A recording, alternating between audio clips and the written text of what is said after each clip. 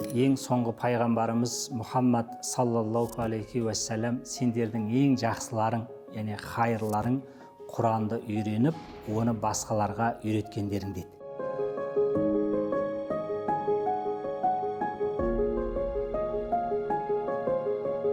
Мен осы Алматы қаласы орталық мешітте 2007 жылдан бері ұстаздық жасап келе жатырмын. Жалпы жылына біз 2000-3000 шәкіртті осы орталық мешіттен шығардық. Себебі неге?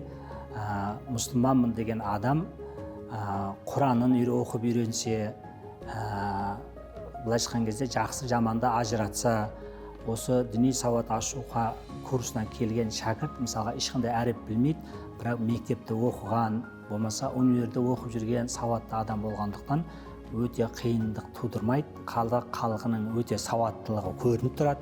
Біз сол 3 айда Құранды оқып және намаз оқыған кезде және кішігірім үйлерінде бата бергенде қиналмасын деп сол Құран курстарын ашық болғанбыз.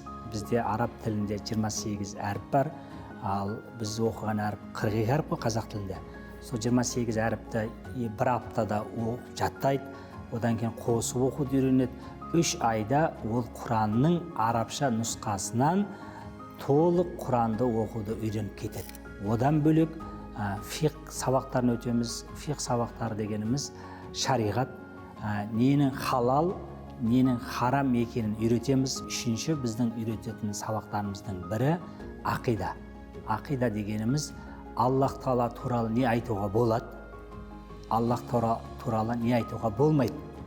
Және пайғамбарлар туралы не айтуға болады, пайғамбарлар туралы не айтуға болмайды.